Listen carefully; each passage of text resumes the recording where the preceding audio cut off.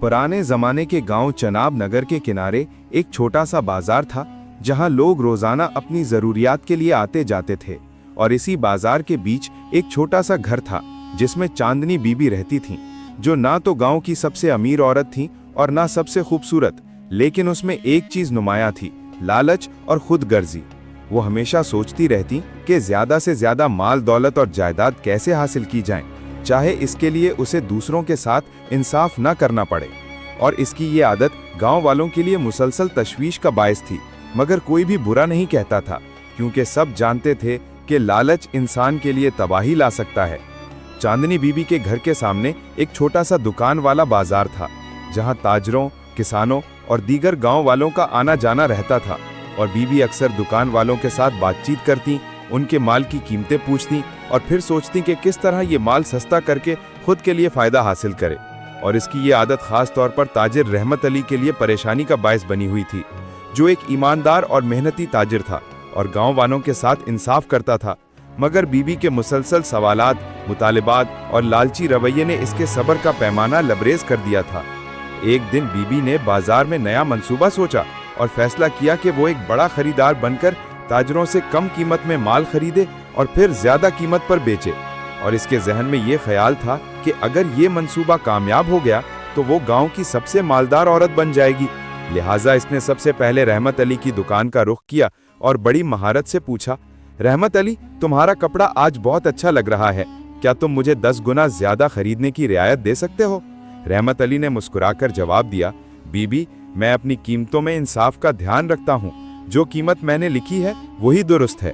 चांदनी बीबी के लिए ये जवाब किसी धचके से कम ना था। उसने फैसला किया कि सब्र और चालाकी से वो अपनी मर्जी हासिल करेगी और हर दिन बाजार में आना शुरू कर दिया। छोटे छोटे सवालात करने लग गई और ताजरों को थकाने की कोशिश करने लगी, ताकि आखिरकार वो कीमतें कम कर दें।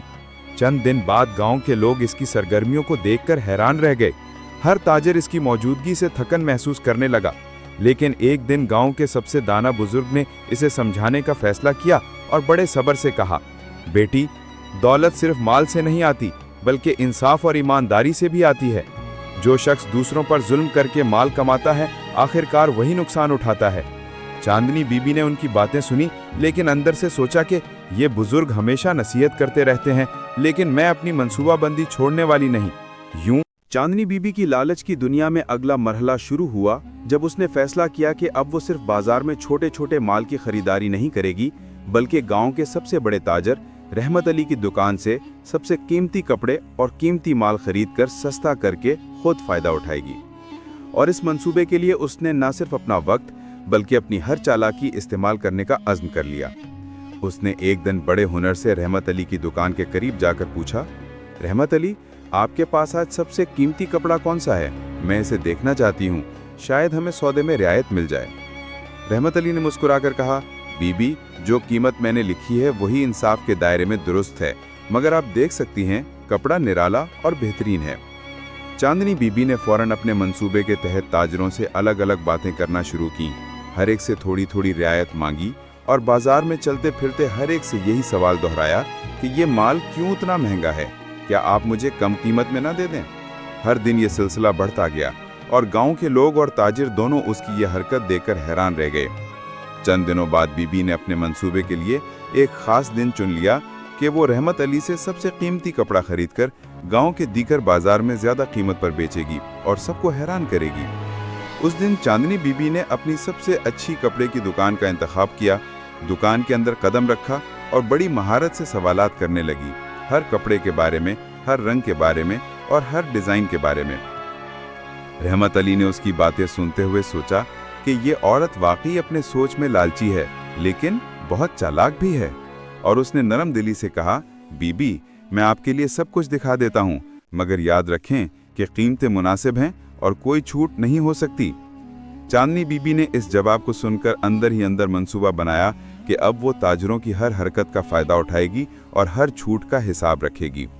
कुछ दिन बाद बीबी ने कपड़ा खरीदकर गांव के सबसे मशहूर मैदान में एक छोटी दुकान सजाई, जहां हर कोई आकर उसे देखे और वो ज्यादा कीमत पर फरोख्त करे और हर खरीदारी पर एक नई लालच की चाल चले। लेकिन जैसे ही उसने माल लगाया, गांव के सबसे बूढ़े बुजुर्ग ने उसे नसीहत की, बेटी, صرف دولت مال سے نہیں آتی بلکہ ایمان اور انصاف کے ساتھ بھی آتی ہے۔ جو شخص دوسروں کو دھوکہ دے کر مال حاصل کرے آخر کار وہی نقصان اٹھاتا ہے اور دنیا میں ہر عمل کا بدلہ ضرور ملتا ہے۔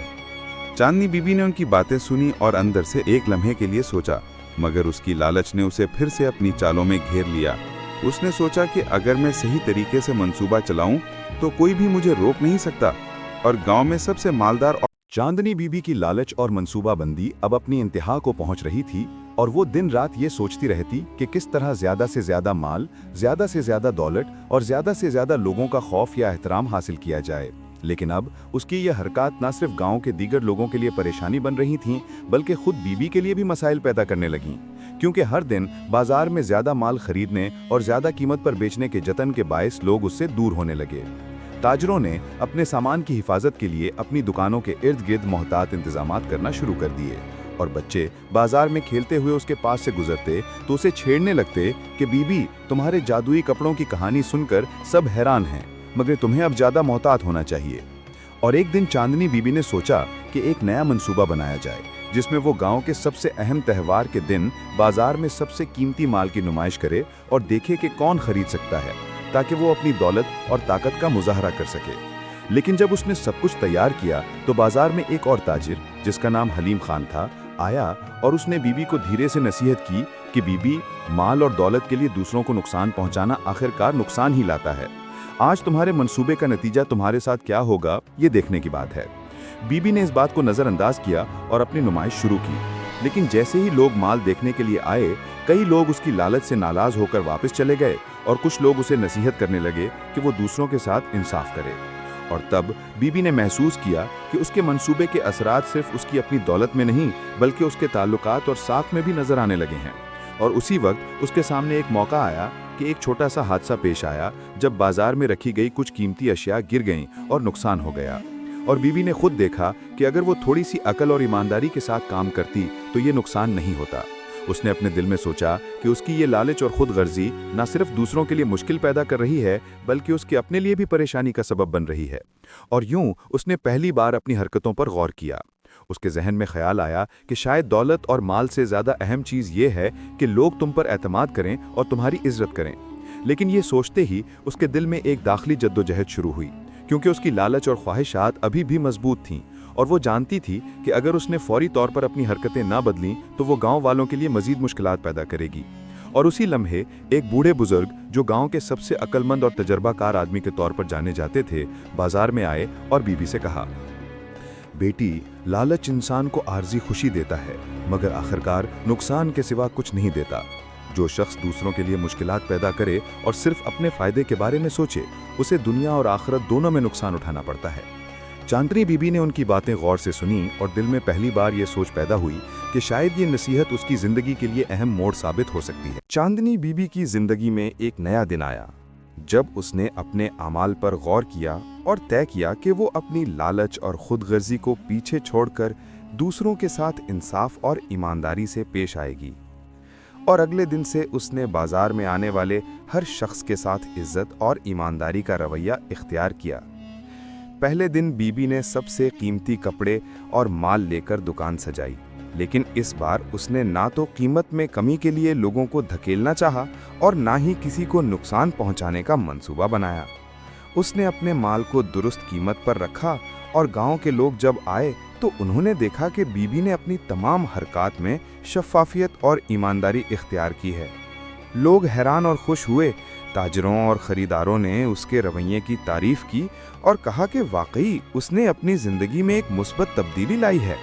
اور بی بی کے دل میں پہلی بار سکون اور اطمینان کا احساس پیدا ہوا،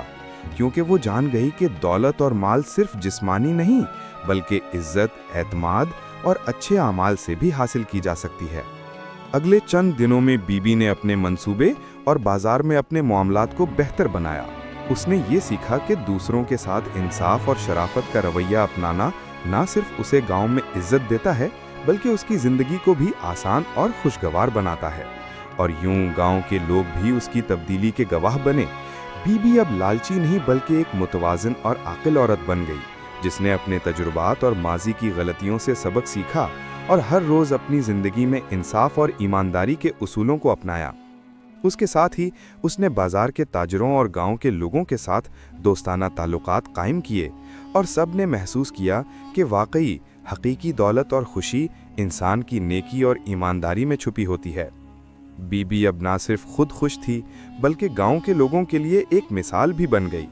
اور یہی اس کہانی کا سبق آموز پیغام تھا کہ لالچ اور خود غرضی انسان کو عارضی فائدہ دے سکتی ہے، مگر حقیقی خوشی اور سکون ایمانداری، انصاف اور دوسروں کے ساتھ اچھے تعلقات میں چھپی ہے۔ اور جو شخص اپنی خواہشات پر قابو پا کر دوسروں کے ساتھ انصاف کرتا ہے، وہ نہ صرف خود خوش رہتا ہے بلکہ سب کے دلوں میں عزت اور محبت بھی حاصل کرتا ہے۔